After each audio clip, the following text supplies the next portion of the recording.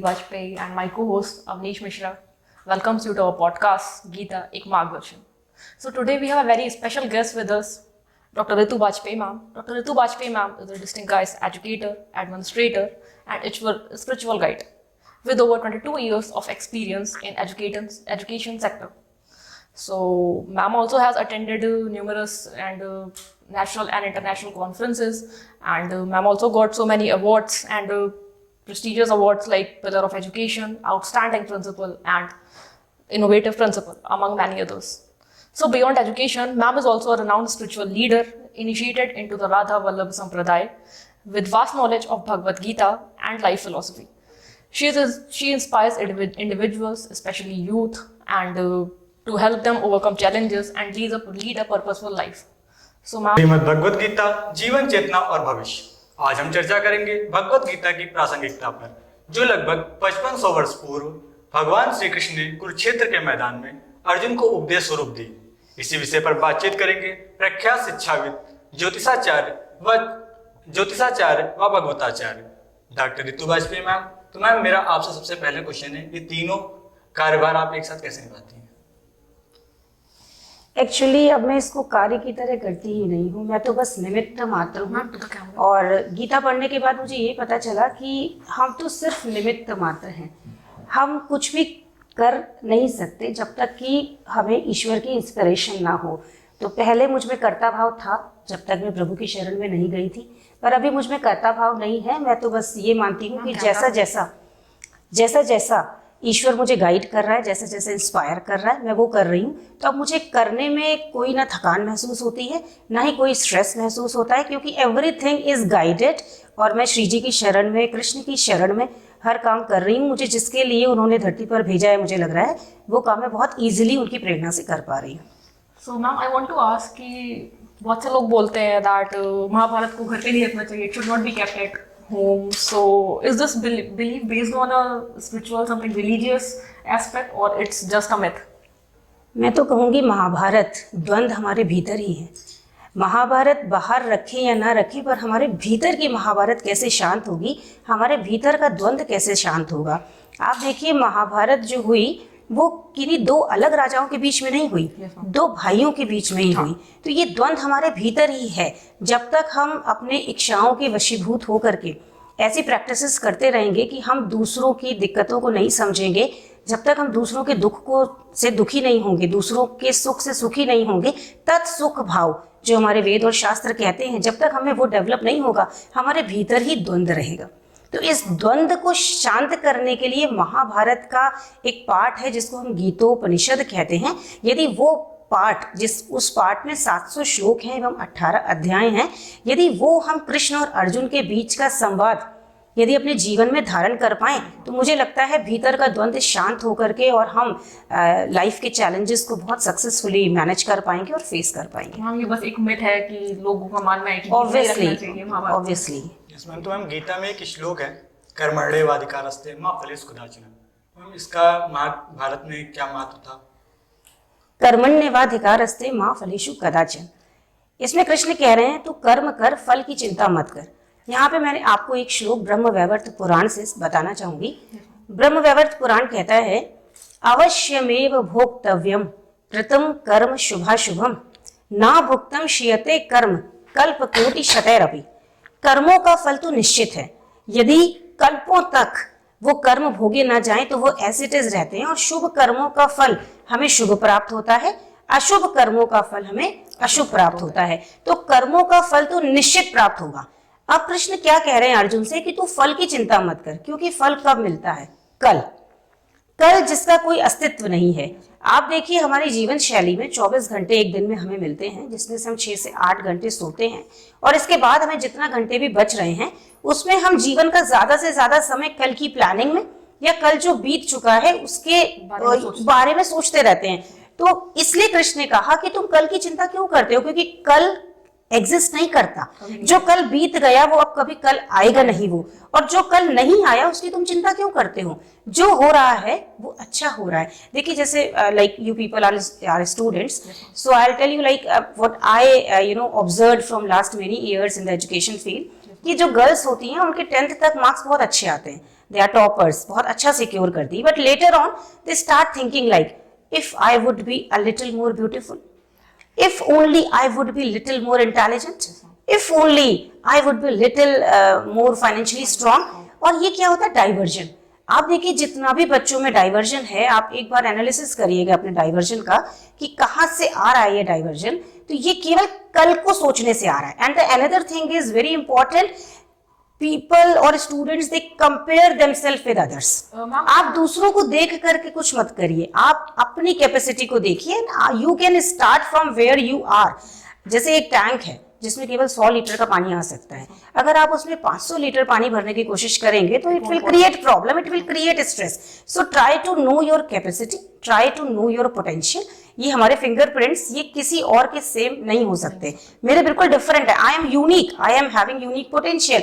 तो वहीं से स्टार्ट करिए, don't compare yourself with others. Ma'am you specially mentioned girls अभी आपने, so ma'am why just girls, why not? Actually this I have seen as a result, you know, मतलब girls थोड़ा सा diversion उनमें ज्यादा। Actually girls are very simple, you know, they are polite, वो थोड़ा सा झुकी, मतलब उनके अंदर बहुत ईजी होती हैं गर्ल्स, वो जल्दी डाइवर्जन में आ जाती है, मुझे व्हाट आई फील लाइक। तो हाँ, diversion is for both, for boys and girls both. लेकिन गर्ल्स का रिजल्ट आप देखिए, कॉम्पिटिटिव एग्जामिनेशन के जब आप रिजल्ट देखेंगे वहाँ बॉयज बेटर करते हैं। तो ये मैं एक स्टडी से देख रही हूँ। हाँ जी, हाँ जी। So मैम अगेन मुझे गीता से रिलेटेड ही आपसे क्वेश्चन करना है। So ma'am many people believe that Gita is a religious book. So ma'am according to you it just a religious book और it is also a philosophy of life? Ma'am what's very nice word you have used. मेरे तरीके से भी ये एक psychology book है, नहीं philosophy नहीं, साइकोलॉजी बुक है। आप देखिए गीता कब घटित हो रही है। गीता सुनने के लिए नहीं है, समझने के लिए नहीं है, गीता कथा नहीं है, गीता कहानी नहीं है, गीता सिर्फ जानने के लिए नहीं है, Gita is immediately applicable, Gita करने के लिए है। Arjun is in the state of mind of conflict, Krishna is taking him to integrity. Alright, so Krishna क्या कर रहे हैं? अर्जुन, अगर अर्जुन जैसी मनोस्थिति हमें दिखे तो हम क्या करेंगे? हम कहेंगे इसको एक पैरासिटामोल की टेबलेट दे देते हैं, गांडीव गिर गया है, शरीर में कंपन हो रहा है, इसको फीवर हो गया है लग रहा है, इसको एक दिन का रेस्ट दे देते हैं और कल ये फिर आ जाएगा कुरुक्षेत्र में युद्ध के मैदान में युद्ध करने। पर कृष्ण ने ऐसा नहीं किया। कृष्ण ने क्या किया? वो जान रहे हैं कि जो बाह्य परिवर्तन है इसके शरीर में, जो बाह्य घटित हो रहा है वो डेफिनेटली इसके अंदर भी घटित हो रहा है। कृष्ण ने अर्जुन के अंदर क्या घटित हो रहा है वो जानने की कोशिश करी। मन के हारे हार है, मन के जीते जीत, मन ही मिलावे राम से, मन ही करे फजीत। तो मन आज की डेट में देखिए, मन को समझने वाले को क्या कहते हैं आज की डेट में? काउंसलर। मुझे लगता है कि साइकोलॉजी के फादर हैं कृष्णा, आई फील लाइक, क्योंकि देखिए अर्जुन का साइको एनालिसिस हो रहा है, अर्जुन का साइको सिंथेसिस हो रहा है। कृष्णा अर्जुन को विषाद से गीता रूपी प्रसाद की ओर ले जा रहे हैं। कृष्ण अर्जुन को कंफ्यूजन से कंक्लूजन की ओर ले जा रहे हैं। आप देखिए वो एक स्वाभिमान है उसके अंदर, वो क्या कह रहा है कि सामने मेरे गुरुजन खड़े हुए हैं, सामने मेरे पारिवारिक गढ़ खड़े हुए हैं, मैं कैसे करूं? तो कृष्ण कह रहे हैं ना, तू ये भी ना कर कि तू युद्ध ना कर, और तू ये भी ना कर कि युद्ध कर। तू तो बस, उसमें कहते हैं तस्मात् सर्वेषु कालेषु मां मनुस्मर युद्ध च, तो मुझको हृदय में रख और तू युद्ध कर। ये जीवन जीने की तकनीक बता रहे हैं। और देखिए गीता का हर कैरेक्टर कुछ बताता है। देखिए दुर्योधन भी, दुर्योधन हालांकि मोह रूपी है, मैं गीता के कैरेक्टर को थोड़ा सा बता देती हूँ। देखिए जैसे गीता शुरू कहाँ से होती है? एक्चुअली गीता लाइफ में तब आती है जब हमारे पुण्य उदय होते हैं, और ये पुण्य रूपी पांडु महाभारत में कैरेक्टर है, ये पुण्य रूपी हैं। कुंती जो है कर्तव्य रूपी हैं। जब आपके पुण्य उदय होंगे और आपके हाथ में गीता आएगी तब आप कर्तव्य क्या करना है और क्या नहीं ये जान पाएंगे। जब पुण्य रूपी पांडु और कर्तव्य रूपी कुंती मिलते हैं, देखिए कुंती पांडु से मिलने के पहले भी सूर्य उपासना से कर्ण को पा चुकी हैं, परंतु वो क्या है? वो इलीगल है ना। तो आप जब तक पुण्य उदय ना हो और आप गीता हाथ में नहीं है, जब तक प्रभु की शरणागति नहीं है, तब तक आपके कर्तव्यों से फल जो आएगा वो मे बी गुड और मे नॉट बी गुड। तो जब कर्तव्य और पुण्य मिल जाते हैं तो सबसे पहले क्या आता है? हृदय में धर्म रूपी युधिष्ठिर बैठ जाते हैं। इसके बाद अनुराग रूपी अर्जुन। अनुराग किसके प्रति? संसार के प्रति नहीं, अनुराग प्रभु के प्रति, उसके प्रति जो ये सृष्टि को संचालित कर रहा है। फिर कौन आता है? फिर भीम। भीम कौन है? भीम भाव है। जब प्रभु के प्रति अनुराग आ जाएगा तो प्रभु के प्रति भाव कि मेरा सखी भाव है, मेरा वात्सल्य भाव है, मेरा माधुर्य भाव, मेरा भाव क्या है, फिर नकुल रूपी नियम आ जाता है। जब हमको हमारा भाव डेवलप हो गया तो हम क्या नियम करें, क्या यम करें जिससे हम प्रभु की ओर आगे बढ़ सकें, वो आता है। और फिर सत्संग रूपी सहदेव का आना जीवन में हो जाता है। और देखिए दूसरे साइड कौन है, युद्ध हो किससे रहा है, दूसरे साइड आसुरी संपत्ति है। और जिसके राजा कौन है, एक नेत्रहीन व्यक्ति, धृतराष्ट्र उसके राजा हैं। और गांधारी कौन है, गांधारी वो हैं जो इंद्रियों के वशीभूत होकर हम जो कार्य को कर लेते हैं, वो चाहे सही हो या गलत, हम धर्म और अधर्म का विचार नहीं करते, वो गांधारी है। यत्र योगेश्वरः कृष्णो यत्र पार्थो धनुर्धरा तत्र श्रीर विजया भूमिर ध्रुवा नीतर गतिर्मति। जहां पे कृष्ण है और जहां पे अर्जुन है वहीं पे श्री है, वैभव है, वहीं पे विजय है, वहीं पे अलौकिक ज्ञान है और वहीं पे नीति है।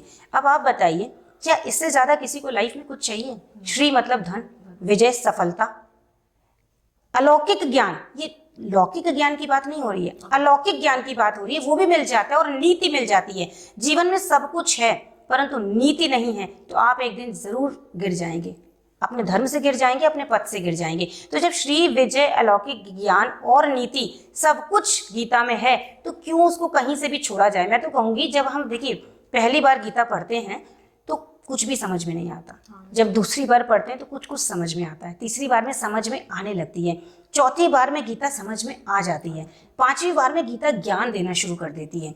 फिर गीता बताती है क्या करना है क्या नहीं करना है, कर्म का ज्ञान देती है। फिर गीता तुम्हें ज्ञानी बना देती है। फिर गीता क्या करती है कि तुमको ज्ञान प्राप्ति के मार्ग में या कर्म प्राप्ति के मार्ग में जो भी बाधाएं आ रही होती हैं उसको निष्फल कर देती है, ऑब्स्टेकल्स आपके लाइफ से सारे हटा देती है। फिर गीता क्या करती है, जो भी आप पाना चाहते हैं वो आप पा जाते हैं उससे, जो भी बनना चाहते हैं। और फिर अंत में वो आपको एक कुशल वक्ता बना देती है। इसके बाद आपको ऐसा बना देती है कि पूरा संसार आपको देखे, क्योंकि आपकी नजर किस पर है, कृष्ण पर। तो कृष्ण तो सर्वशक्तिमान है, तो जिसकी तरफ नजर होगी वो वैसे ही तो आप में धीरे धीरे कृष्ण के गुण आने लगते हैं। फिर आप समझ जाते हैं कि संसार के भव सागर से कैसे पार होना है और मोक्ष के मार्ग पे चलने लगते हैं। तो मैं तो कहती हूँ गीता का हर अध्याय 18 अध्याय हैं और 18 अध्यायों में से, अब देखिए एक व्यक्ति थे, उन्होंने कहा मैंने तो 40 बार गीता पढ़ी परंतु मुझे तो कुछ प्राप्त नहीं हुआ। तो मैंने पहले ही कहा गीता जानने और समझने के लिए नहीं है। जब भी आप गीता पढ़ें उसमें से कम 2 श्लोक अपने जीवन में उतारने का प्रयास करें। और जिस दिन गीता के 18वें अध्याय का 66वां श्लोक जो कहता है सर्वधर्मान् परित्यज्य मामेकं शरणं व्रज अहम त्वां सर्व पापेभ्यो मोक्षयिष्यामि मा शुचा, जिस दिन ये जीवन में उतर जाएगा उस दिन आपको सारा सार गीता का समझ में आ जाएगा। तो मैम जैसे अभी एक ऑडियंस से क्वेश्चन आया है हमारे कि क्या मैम थोड़े समय में भक्ति करने से हमको मोक्ष की प्राप्ति हो सकती है? एक क्षण भक्ति करने से प्राप्ति हो सकती है, एक क्षण का। देखिए ये बस एक स्वीकृति है, ये हमने गुरुजनों से सुना है, ये केवल एक स्वीकृति है कि ये मेरा पुत्र है, ये मेरी पुत्री है, ये मेरी माँ है, ये केवल एक स्वीकृति है। आज ये शरीर, ये जो पंच तत्व से, देखिए हमारा हाथ है ना, पंच तत्व से शरीर बना है, इस हाथ में ही सब कुछ है। ये आकाश, ये अग्नि है, ये आकाश है, ये वायु है, ये पृथ्वी है और ये जल तत्व है, ये हमारा है, ठीक है।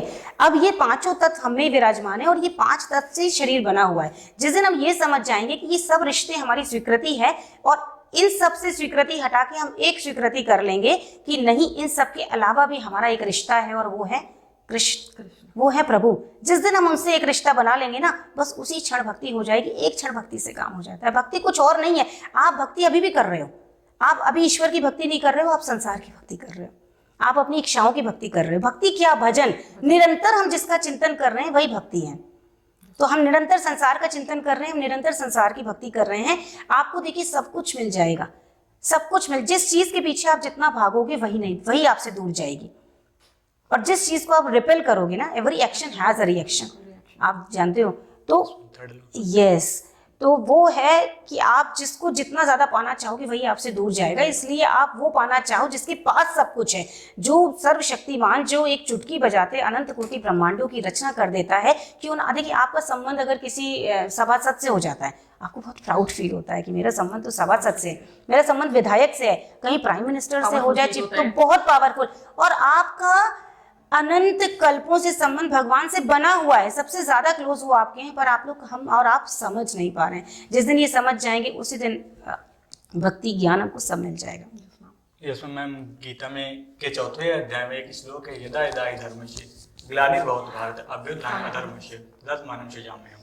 तो मैम, क्या हमें भी अपने जीवन में धर्म की रक्षा के लिए कोई विशेष कर्तव्य का पालन करना चाहिए? बिल्कुल, आप लोग तो स्टूडेंट्स हैं, आप लोगों के हाथ में ही कल है। हमारा पूरा, हमारी सोसाइटी, हमारा समाज, हमारा देश आपके हाथों में है। You people our nation builder, आपको नेशन बिल्डर कहा जाता है। आप ही वो यूथ हो जो आगे धर्म को ले जा सकते हो। और धर्म के बिना, देखिए, धर्म उसी की रक्षा करता है जो धर्म की रक्षा करता है। अगर आप सब धर्म की रक्षा नहीं करेंगे तो कौन रक्षा करेगा धर्म की? और ये जो आपने श्लोक कहा, इसमें प्रभु कह रहे हैं कि जब जब धर्म की हानि होगी तब तब मैं आऊंगा। तो आप बताइए, आप भी तो प्रभु के रिप्रेजेंटेटिव हैं।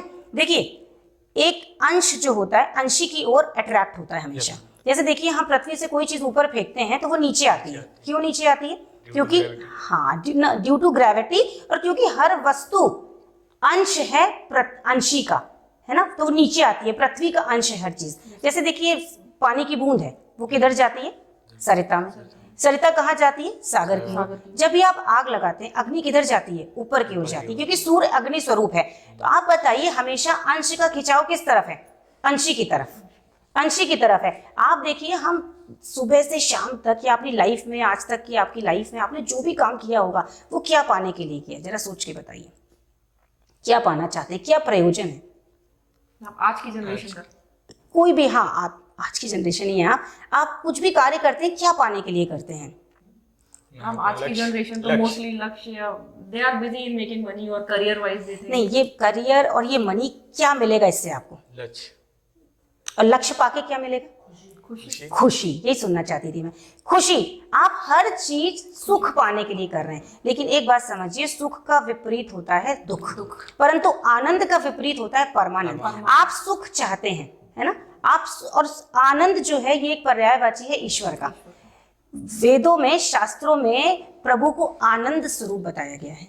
रसो वैसा, वो रस स्वरूप है। आप कभी दुख नहीं चाहते, कभी कष्ट नहीं चाहते। क्यों? क्योंकि ये ईश्वरीय गुण नहीं है। जो ईश्वरीय गुण है वही आप चाहते हैं। मैं कहती हूँ, जो भी कहता है कि मैं तो प्रभु को नहीं मानता, मैं नास्तिक हूँ, वो सबसे बड़ा प्रकांड आस्तिक है। इसलिए आस्तिक है क्योंकि कहीं ना कहीं गहरी अनुभूति उसको है और वो प्रभु की सत्ता को स्वीकार कर चुका है। तभी वो उसको ना मानने की बात करता है, क्योंकि ना तो उसी को माना जा सकता है जिसकी सत्ता होती है। हिरण्यकश्यपु ने प्रहलाद को पूरी लाइफ यही सिखाया कि हाँ, मैं भगवान हूँ, हरि को मत मानो। क्योंकि हिरण्यकश्यपु कहीं ना कहीं जान रहा है कि प्रभु की सत्ता है, हरि की सत्ता है। तो मैं तो कहती हूँ, और देखिए, कोई भी जीव ऐसा नहीं है इस धरती पे जो ईश्वरीय गुणों से भरा ना हुआ हो। सब में सत्य है, सब में अहिंसा है, सब में दया है, सब में अक्रोध है। आप देखिए कैसे, आप कहेंगे नहीं, चोर तो चोरी करता है, उसमें तो सत्य का गुण नहीं होता। मैं कहती हूँ, चोर की कोई वस्तु को चुरा के देखिए, वो क्या कहेगा? चोरी नहीं करनी चाहिए। चोर के परिवार वालों को मार के देखिए, वो कहेगा नहीं, हिंसा नहीं करनी चाहिए। आप समझिए, वो डाइवर्ट हो गया है, लेकिन ईश्वरीय गुण तो उसमें है ही। और गुण किसके आते हैं? जैसे आप अपने माता पिता की संतान है, तो आपके माता पिता के गुण आप में आए। तो गुण, हम ईश्वर की संतान है, इसलिए हम में ईश्वर के गुण हैं। तो कल्पों तक अगर कोई प्रयास भी कर लेना तो नास्तिक नहीं बन सकता। कल्पों तक कोई प्रयास कर ले तो भी ईश्वरीय गुणों को अपने में से हटा नहीं सकता। तो मैम, जैसे आज की जनरेशन है, सब फोन में बिजी है, सब करियर ओरिएंटेड है, सबको चाहिए लाइफ में कि एक्सेट्रा। तो मैम, उनको आप कैसे प्रेरित करेंगे कि वो भी गीता से जुड़े हैं? बहुत अच्छा प्रश्न किया आपने। एक्चुअली गीता है ही एक गलत आदत का परिणाम। महाभारत एक गलत आदत का ही परिणाम है। द्वैत क्रीड़ा, जुए का ही तो परिणाम है। भाई, जुआ ही तो खेला ना, जिससे क्या हुआ? पत्नी भी दांव में लगी, संपत्ति भी दांव में लगी, राज्य दांव, भाई भी दांव में लगे, सब। एक गलत आदत आपको समाप्त करे उससे पहले आप उस आदत को समाप्त कर दीजिए। एक गलत आदत का कभी भी लाइफ में, धर्म के पर्सपेक्टिव में, सत्य के पर्सपेक्टिव में कोई कॉम्प्रोमाइज नहीं करना चाहिए। फिर सामने गीता हमको यही सिखा रही है कि सामने फिर चाहे गुरुजन खड़े हों, हमारे परिवार वाले खड़े हों, पर आप धर्म से और सत्य से कॉम्प्रोमाइज मत करिए, बिल्कुल मत करिए। यदि आपका कोई निकटवर्ती गाय को मारता है, गाय का मतलब सेवा भाव नहीं है, तो आप उसको बिल्कुल भी डाइजेस्ट मत करिए। आप कोई गलत काम कर रहा है, उसको डाइजेस्ट मत करिए, आप आवाज उठाइए। तो ma'am in the Gita the soul is said to be immortal, कि आत्मा अजर अमर है, उसका आदि अंत और उसकी मृत्यु नहीं होती है। तो मैम बट साइंस जो है, साइंस इज दैट कि consciousness is a product of brain. तो ma'am isn't it different from Gita की टीचिंग जो गीता हमें सिखाती है? जैसा कि मैंने कहा कि हम कोई भी कार्य कर रहे हैं वो एक प्रयोजन के तहत कर रहे हैं। दर्शन शास्त्र भी कहता है प्रयोजन मनुद्देश्य मंदो अपि न प्रवर्तते। हम हर कार्य एक प्रयोजन के थ्रू कर रहे हैं, ठीक है। जैसे कोई दुष्ट व्यक्ति होता है, खल बिनु स्वार्थ पर अपकारी जे बिन काज दाहिने बाएं, ठीक है। दुष्ट व्यक्ति कोई भी कार्य करता है वो दूसरों को दुख देने से, उसको दूसरों को दुख दे करके सुख मिलता है। एक संत होते हैं, है ना, अच्छी प्रवृत्ति के व्यक्ति होते हैं, वो क्या करते हैं, वो पर उपकार वचन मन काया, संत स्वभाव सहज खगराया, भूर्ज तरु समसंत कृपाला, परहित नीति सह विपत्ति विशाला। उनके ऊपर कितनी भी विपत्ति आ जाए पर वो क्या करते हैं, दूसरों का भला करते ही करते हैं। तो आप देखिए कि हम सब एक काम ऐसा कर रहे हैं कि जो जिसका पर्सपेक्टिव क्या है, जो हमको पाना क्या है, आनंद को पाना है। तो ये तो प्रूफ हो गया कि हम आनंद स्वरूप सिंधु की बिंदु हैं, ठीक है। अब आपसे कोई पूछे कि आप कब से हैं, तो आप क्या कहेंगे कि मैं इस पर्टिकुलर 2000 डेट ऑफ बर्थ बताएंगे? मैं तो कहूंगी कि देखिए आप कब से हैं, आप तब से हैं जब से प्रभु हैं, और प्रभु कब से हैं, जब से आप हैं तब से हैं, और प्रभु और आप दोनों कब से हैं, जब से एक कब नहीं था तब से हैं। क्योंकि कब तो हुआ ही हमारे और प्रभु के बाद है।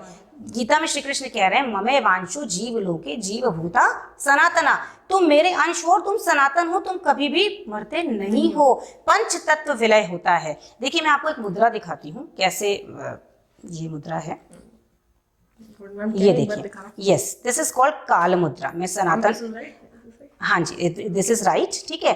अब देखिए हम इसको अलग करेंगे, अग्नि तत्व को, ये अलग हो जाएगा, ठीक है। हम आकाश तत्व को अलग करेंगे, अलग हो जाएगा। हम वायु तत्व को अलग करेंगे, अलग हो जाएगा। जरा इस पृथ्वी तत्व को अलग करके दिखाइए अनामिका को अपनी। नहीं हो रहा है। लास्ट का जल तत्व देखिए, अलग हो गया। अलग हो गया। जब तक ये है पृथ्वी तत्व तभी हम जीवित हैं। जिस दिन ये हटा, जिस दिन ये उंगली हट जाएगी पृथ्वी तत्व वाली, उस दिन हम पार्थिव हो जाएंगे ना। ये पृथ्वी तत्व हमें बैलेंस कर रहा है, आप समझिए। तो जो आपने विज्ञान की बात करी, विज्ञान एक्चुअली बाह्य इंद्रियों से अर्जित किया जाता है और ज्ञान अंतर मन से अर्जित किया जाता है। तो एक विज्ञान कभी भी ज्ञान को समझ नहीं सकता। विज्ञान इंद्रियों के से अर्जित किया हुआ है। हमने लैब में कर लिया, हमने कोई थ्योरम कर ली, हमने कोई रिसर्च कर ली, परंतु ज्ञान हमें अंतर मन से और अंदर उतरने में आता है। ये हमारा इनर मैकेनिज्म है, ठीक है। अब जैसे विज्ञान में मैं बताऊं, आप लोगों ने बहुत अच्छा पढ़ा है कि विज्ञान कहता है, विज्ञान में एक 500 ईसा पूर्व थैलीस नाम के हुए, उन्होंने कहा कि ये जो सृष्टि है ये पूरी जल से बनी हुई है। थैलीस के बाद आए एनेक्सिमेंडर, उन्होंने कहा कि नहीं जल से नहीं बनी है, ये तो ऐसा एक द्रव्य से बनी है जिससे जल और पृथ्वी दोनों बन जाते हैं। फिर एनेक्सिमेंडर्स आए, उन्होंने क्या कहा कि एनेक्सिमेंडर, ठीक है, एनेक्सिमेंडर आए, उन्होंने कहा नहीं पृथ्वी तो ऐसे कई तत्वों से मिलकर बनी है और वायु से बनी है, ऐसा बोला। फिर एनेक्सिगोरस आए, ये थोड़े समझदार प्रतीत हो रहे हैं, इन्होंने कहा कि पृथ्वी कई तत्वों से मिलकर ईश्वरी इच्छा से बनी है। हाँ, फिर पिथागोरस जी आए, उन्होंने कहा एक संख्या थी वही अनेक हो गई। डार्विन जी ने तो हद ही कर दी, डार्विन जी ने कहा कि एक अमीबा है और वो अमीबा है, एक कीड़ा है, वो अपने को दो पार्ट में विभक्त करता है और विभक्त करके उसी से रेंगने वाले बन जाते हैं, फिर उससे फिसलने वाले, फिर उससे धीरे धीरे पक्षी बन जाता है, पशु बन जाता है, फिर उसी से वन मानुष बन जाता है और उसी से मनुष्य बन जाता है। अब कोई उनसे पूछे कि हम जिस चीज का, सपोज हमने सेब का बीज अंकुरित करने के लिए डाला जमीन पर, तो सेब से क्या केला बनेगा? क्या कबूतर से हाथी होगा? अगर ये सिस्टम है या था तो आज क्यों नहीं? आज मनुष्य से मनुष्य हो रहा है, आज पशु से पशु हो रहे हैं, पक्षी से पक्षी हो रहे हैं। तो क्या ऐसा सिस्टम कौन सा डेवलप कर दिया? और उन्होंने लंदन के एक म्यूजियम में लगाया भी हुआ है। उनसे पूछा गया कि ये बताइए अच्छा कि ये बिना हड्डी वाला अमीबा है कीड़ा, इससे हड्डी वाले कैसे बन गए? तो उन्होंने कहा कि ऐसे बन गए कि ये नस नाड़ियों का ना मिलन हो गया इसलिए बन गए। हाँ, ये थ्योरी आपने पढ़ी होगी। तो नस नाड़ियों के मिलन से, तो एक बात बताइए, नस जैसे बच्चा होता है, दूध के दांत टूट जाते हैं, फिर आ जाते हैं, चलिए हमने माना कि नस नाड़ियों के मिलन से आ गए, लेकिन जब बुढ़ापे में दांत टूटते तो दोबारा नहीं आते। तब नस नाड़ियों का मिलन क्यों नहीं होता? फिर उन्होंने एक एग्जाम्पल दिया कि ऐसा है ना, कठोर कार्य करते करते हड्डियां हार्ड हो जाती हैं। तो बताइए लोहार के तो फिर कहीं हमसे हड्डियां ज्यादा होनी चाहिए, वो भी नहीं हुआ। फिर तो उन्होंने हद ही कर दी, आगे आगे बोला कि परिस्थितिवश ऐसा हो जाता है। तो अब परिस्थितिवश देखिए, लड़का लड़की दोनों, एक बच्चे बच्ची एक ही परिस्थिति में जन्म लेते हैं, तो बच्चों की मूंछ होती है, बच्चियों की नहीं होती। क्यों नहीं होती? हाथी हथनी दोनों एक ही परिस्थिति में जन्म लेते हैं, हथनी के बड़े दांत क्यों नहीं होते? मुर्गा मुर्गी दोनों एक ही परिस्थिति में जन्म लेते हैं, मुर्गी की कलगी क्यों नहीं होती? मयूर मयूरी दोनों एक ही परिस्थिति में होते हैं, मयूरी की लंबी पूंछ क्यों नहीं होती? तो ये तो बहुत बचपना है। देखिए विज्ञान, देखिए ये जो सूर्य चंद्र आदि लोग हैं, तो ये कितने नियमबद्ध देखिए काम हो रहा है। कभी भी कुछ घटित हो रहा है तो उसमें प्रॉपर एक कहीं ना कहीं पीछे कोई है। जैसे आपका ये जागरण मैनेजमेंट इंस्टीट्यूट है, ये प्रॉपरली चल रहा है, इसका मतलब इसके पीछे कोई एडमिनिस्ट्रेटर है जो इसको कंट्रोल कर रहा है। आप चांद पे पहुंच जाइए, सूर्य पे पहुंचने की तो आप सोच भी नहीं सकते, और इनको बनाने की तो सोच भी नहीं सकते। तो समझिए कि जो एक्चुअली इतना पावरफुल तरीके से घटित हो रहा है, हम उसकी तह तक नहीं समझ सकते, तो वो हम और ज्यादा हम कैसे समझ पाएंगे। मैम बहुत सुंदर बात आपने कही। आज के सुंदर दौर में जहाँ मानसिक तनाव और चिंता से लोग ग्रस्त हैं, तो गीता के कौन से सिद्धांत में मददगार होंगे? हाँ जी बिल्कुल। देखिए मानसिक तनाव कब क्या होता है, मैं इसको एक एग्जाम्पल लेती हूँ। दुर्योधन और शकुनी ने मिलके षड्यंत्र किया और पांडवों को हस्तिनापुर से बाहर निकाल दिया, और उनको खांडव प्रस्थ नाम का एक राज्य दे दिया, और इतना प्लान्ड वे में दिया था कि उसकी भूमि बंजर है, ठीक है। लेकिन तो उन्होंने, पांडवों ने बहुत हार्डवर्क करके उसको भी एक बहुत सुंदर शहर के रूप में डेवलप कर लिया, और लेकिन फिर भी दुर्योधन और शकुनी से रहा नहीं गया। क्या किया? उसको भी छीन लिया, और इसका रिजल्ट क्या हुआ? जो उसके पास था वो भी उसके पास नहीं रहा। कभी भी दूसरे की संपत्ति को छीनने की कोशिश मत करो, तनाव होगा इससे। अब दूसरे की संपत्ति, आप कहेंगे कि हम तो स्टूडेंट्स हैं, हम दूसरे की संपत्ति, कभी भी दूसरे के जैसा बनने की कोशिश मत करो। तुम जो हो उसी का बेस्ट वर्जन बाहर निकालो, तुम कभी भी दूसरों को कॉपी करने की कोशिश मत करो। ये और मानसिक तनाव देखिए कल के बारे में सोचने से होता है। प्रेशर क्यों आता है? कि मेरा रिजल्ट क्या होगा, इससे प्रेशर होता है। पढ़ने में प्रेशर नहीं होता है। आप देखिए, आप लोग पढ़ते हैं, स्टडी करते टाइम कोई प्रेशर नहीं है, पर इसका रिजल्ट क्या होगा, इतने ज्यादा आपके ऊपर सबके इमोशंस जुड़े होते हैं, सबकी प्लानिंग्स जुड़ी होती हैं, कि वो प्रेशर क्रिएट करती है। और कभी भी किसी को बहुत अपना नहीं मानना चाहिए। आप महाभारत से एक चीज देखिए कि अपनों ने ही धोखा दिया। जो आपकी कमजोरी को जानते हैं वही आपको धोखा देंगे।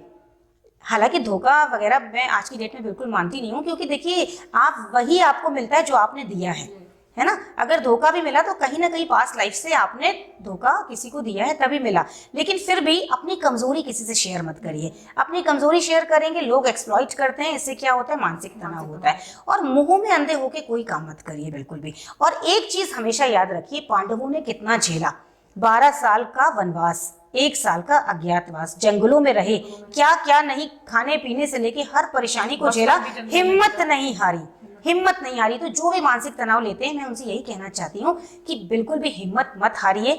आप लोग देखिए, life is a demanding process, है ना। ये आप छोटी छोटी सी चीज़ों को पाने के लिए इतने बड़े कॉम्प्रोमाइजेस मत करिए कि आप अपने संस्कार खो दीजिए, आप अपने विचार खो दीजिए। आप अपने संस्कारों में रहिए, आप अपने विचारों में रहिए। और लाइफ तो देखिए आपसे बहुत कुछ मांगती है। Another name of the life is struggle. और स्ट्रगल किसने नहीं करी? जो भगवान धरती पे आए उन्होंने क्या स्ट्रगल नहीं करी? तो आप और हम कौन हैं जो स्ट्रगल से बच सकते हैं? हम स्ट्रगल से बच नहीं सकते, हम स्ट्रगल को फेस कर सकते हैं। मैम क्या पूर्व जन्म का जो परिणाम होता है उस पर विश्वास करती हैं? बिल्कुल। हमारे कर्म क्या हमारे पुनर्जन्म में आते हैं? ऑब्वियसली, यही तो ममे वांचो जीव लोके जीव भूता सनातना। और ये जो कह रहे हैं कि यम यम वापी स्मरण भाव होते जतनते कलेवरम, ये क्या कह रहे हैं? यही कह रहे हैं कि तुम जिस भाव को लेके मृत्यु को प्राप्त होगे, तुमको अगले जन्म में वही मिलेगा। देखिए, ये पुनर्जन्म का सिद्धांत बिल्कुल है। आप देखिए, कोई बच्चा कभी कभी पैदा होता है, और पैदा होती है उसकी किडनी भी फेल है, उसका हार्ट भी फेल है, कैंसर है। उसने अभी ऐसा क्या कर्म किया है जो ये भोग रहा है? वो क्या प्रॉब्लम है उसको? नहीं, वो पिछले जन्म से लेकर के आया है, पिछले जन्म से आया। एस्ट्रोलॉजर ऑल्सो, आप देखिए, जब भी आप जन्म लेते हैं तो एक कुंडली बनती है, ठीक है, एक हॉरोस्कोप बनता है। उसमें क्या होता है कि आपकी कोई ग्रह की दशा चलती हुई आ रही होती है ना। जैसे शुक्र है तो चलता हुआ आ रहा है, बस उसकी 1 साल की दशा बची हुई है। तो वो शुक्र कब भोगा गया? वो पास्ट लाइफ में भोगा गया, तभी तो उसकी अब 1 साल की दशा बाकी है। तो ये बिल्कुल है, जब तक हम कार्मिक अकाउंट को सेटल नहीं कर लेंगे, जब तक अपनी इच्छाओं को अंत नहीं कर लेंगे, दमन नहीं करना है, इच्छाओं को अंत करना है, तब तक पुनर्जन्म होता रहेगा, कार्मिक अकाउंट चलता रहेगा। आई हैव आल्सो हर्ड कि आप प्रेमानंद जी को मानती हैं, उनकी शिष्या हैं आप। तो मैम आप प्रेमानंद जी से कैसे मिलना हुआ आपका, अगर आप एक्सपीरियंस शेयर करना चाहें हमारे साथ कुछ। कोविड एक ऐसा समय था, मेरे अंदर एक निराकार ब्रह्म के प्रति एक पहले से ही एक अट्रैक्शन था। मानती थी, पर लाइफ इतनी ज़्यादा बिजी शेड्यूल में थी कि कभी भी अपने को समय नहीं दे पाई। तो कोविड जब आया तो कोविड में अपने को समय दिया, कुछ समय जब अपने को मिला तो लगा कि कुछ है, और इतना भयावह वातावरण था उस समय, बहुत ही ज़्यादा। तो लगा कि जीवन कुछ और है, जीवन ये जो मैं मशीन की तरह काम करके जो जी रही हूँ ये नहीं है, जीवन कुछ और है। हालांकि बचपन में भी कभी भी मैंने I have only seen the death of 2 people in my life. जब भी मैंने किसी की डेथ देखी तो मेरे अंदर क्वेश्चन आया कि ये है क्या, मतलब ये मर रहे हैं तो मेरा क्या है, ये क्वेश्चन। लेकिन वो क्वेश्चन एक लेवल तक पहुंच नहीं पाया, वो वहीं कहीं दब के रह गया, है ना, संसार की चीज़ों में इमोशन नहीं निकल पाया। फिर जब एक कोविड का इतना डिफिकल्ट समय था और मैंने यूट्यूब पे प्रेमानंद जी महाराज को सुना तो उनको देख कर ही लगा कि यही हैं जो मुझे लाइफ में चाहिए थे, यही वो हैं। और मैं उनके पास गई, हाँ बस यही ज्ञान है। और बहुत अच्छा, मतलब उन्होंने ना इतना सुंदर तरीके से भक्ति को इतने सरल वे में समाज को दे दिया है कि आज की डेट में भक्ति अब कोई बहुत टफ चीज़ नहीं रह गई। वो क्या कह रहे हैं, कलयुग केवल नाम आधारा, जपत जपत नर उतरहि पारा। वो कह रहे हैं बस नाम ही सब कुछ है। जैसे देखिए, प्रभु का स्वरूप सतयुग में श्वेत वर्ण का था, फिर जब त्रेता आया तो उनका स्वरूप जो था वो सांवले रंग का था, ठीक है। नहीं, यहाँ पे थोड़ा सा कट करिएगा ना, थोड़ा सा। सतयुग में जो प्रभु का स्वरूप था वो श्वेत वर्ण का था, त्रेता हुआ तो रक्त वर्ण का प्रभु का स्वरूप था, और जब द्वापर आया तो श्यामल वर्ण का स्वरूप हुआ, और कलयुग में प्रभु का स्वरूप काला है, ठीक है, हाँ कली के नाम से और कलयुग में नाम को ही प्रभु ने सारी शक्ति दे दी। कहा कि मेरा नाम जो लेगा, अब कुछ लोग ऐसा कह सकते हैं कि मैं मिठाई मिठाई कहूँ तो क्या मुझे मिठाई मिल जाएगी, क्या मैं जलेबी जलेबी कहूँ तो क्या मुझे जलेबी मिल जाएगी। देखिए ये चेतन नहीं है, ये नाम चेतन नहीं है, परंतु कृष्ण राधा ये नाम चेतन है। चेतन ही चेतन मन को हिला सकता है। तो नाम, प्रभु का नाम और प्रभु स्वयं चेतन है। जब आप चेतन को बार बार, जैसे हम आपको बार बार पुकारें, आपका नाम क्या है, निधि, जैसे मैं बार बार बुला लूं निधि निधि निधि, तो निधि कभी तो सोचेगी ना, who is calling me, let me see at the back. इसी तरीके से प्रेमानंद महाराज जी का कहना है कि किसी को निरंतर बुलाते रहोगे, और देखो जितना प्रेम, जैसे मैंने बुलाया निधि, तो यू माइट नॉट हेयर ना, कौन मुझे बड़ा वैसे बुलाया, लेकिन जितना प्रेम से बुलाओगे निधि प्लीज कम हेयर, तो आप बहुत आसानी से उसको सुनेंगे। तो जितने प्रेम से प्रभु को बुलाओगे ना, जितने भाव से, उतनी जल्दी वो आएंगे। तो महाराज जी ने भक्ति को इतना सरल और सहज कर दिया, बस कह दिया कि नाम जपते रहो, तुम्हारी जिभिया जो है वो नाम, रटत रटत नाम ही तुमको प्रभु एक दिन आ करके प्रकट हो जाएंगे सामने। मैम बहुत सुंदर बात कही आपने। मैम भगवत गीता में रजोगुण, तमोगुण और सत्वगुण के बारे में बताया गया है, तो हम उस पर थोड़ा प्रकाश देंगे। देखिए, जैसे मैंने बताया कि पांडु जो हैं वो पुण्य स्वरूप हैं, ठीक है। पुण्य बनते कब हैं, सतो कर्म से।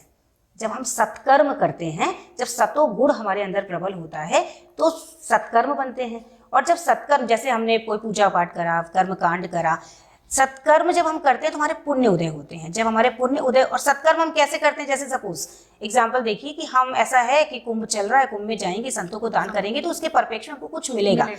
ऐसा जब हम दान करते हैं, ये सब सत्कर्म के अंदर आता है कि कुछ हम ऐसा कर रहे हैं जिसके बदले में हमें कुछ चाहिए, ठीक है। एक होता है रजोगुण। रजोगुण क्या है कि हमें पाना है, जैसे आप लोग कह रहे हैं जैसे एम्बिशन, माई एम्बिशन इज, लेकिन उसमें हम ये नहीं सोच रहे हैं कि if I get this whether I will be able to contribute to the society और नॉट। ये रजोगुण क्या है, केवल खुद को पाना है बस, ठीक है। और तमोगुण क्या है, मुझे कुछ पाना ही नहीं, मुझे, हाँ नहीं, मुझे कुछ पाना नहीं, मुझे कुछ करना, अंधकार। तमोगुण क्या है, अंधकार, कि हमने जैसे हमारे अन्न, जैसे देखो जैसे खाओगे अन्न वैसा होगा मन, ठीक है। भीष्म पितामह तक कह रहे हैं बालों की शैया पर लेट के कि मैंने दुर्योधन का अन्न पाया तो मेरी बुद्धि मलिन हो गई। आज स्टूडेंट्स एक्चुअली क्या करते हैं, बाहर कहीं पे भी कुछ भी मिल रहा होता है ना, जाकर के खा लेते हैं, जंक फूड भी खा लेते हैं, फास्ट फूड भी खा लेते हैं। आप ये सोचो कि जो आप खाते हो, आपका शरीर केवल खाने भोजन से ही बना हुआ है, प्राण बनते हैं जल से, और मन बनता है भोजन से। आप जैसा खाओगे वैसे ही आपका मन बनेगा। आप ये सोचो, आप जो इतना स्ट्रीट फूड वगैरह खाते हो तो इससे क्या हो रहा है, उसने किस विचारों को दिमाग में रखते हुए उस भोजन को बनाया है, आप भी उस विचारों में शेयरिंग आपकी हो जाती है, आप समझिए। इसीलिए बच्चों के आजकल विचार और मन इतना शुद्ध भी नहीं हो रहा है। शुद्ध भोजन पाना चाहिए। तो जैसे तमोगुण की बात हो रही है, हाँ जी, तो तामसिक भोजन आप लोग जितना भी ये स्ट्रीट फूड, मैं तो कहूंगी बिल्कुल आपके पॉडकास्ट के माध्यम से, ये तमोगुण प्रधान ही है और इससे तमोगुण ही बढ़ता है। आप देखिए जितना, और भोजन हमेशा कम करना चाहिए, भोजन हमेशा कम करना चाहिए। इससे क्या होता है, हमारी जो चेतना का स्तर है वो ऊपर की ओर बढ़ता है। जब हमारी चेतना पूरी भोजन को पचाने में ही लग जाती है तो वो ऊपर की ओर नहीं बढ़ पाती। तो यदि आपको अपने में तमोगुण रजोगुण से ऊपर कहीं सतोगुण में जाना है, और फिर इन तीन गुणों के पार, कि मैंने दान किया पर वो मेरे दाएं हाथ से मैंने किया तो मेरे बाएं को भी नहीं पता है और मुझे इसके बदले में कुछ चाहिए भी नहीं, ये हम तीनों के पार हो गए। हम जो भी कर रहे हैं प्रभु के निमित्त हैं, क्योंकि प्रभु ने हमको ये काम अलॉट किया, तब कर रहे हैं। ये जब भाव आ जाता है तो हम तीनों गुरुओं के परे हो जाते हैं। So, ma'am, thank you for sharing your valuable learning and teachings with us, and thank you for being here. आपने नॉलेज दी हम लोगों को, महाभारत को एक डिफरेंट पर्सपेक्टिव से देखने का एक नजरिया दिया आपने। So ma'am, also we would like to present you a memento.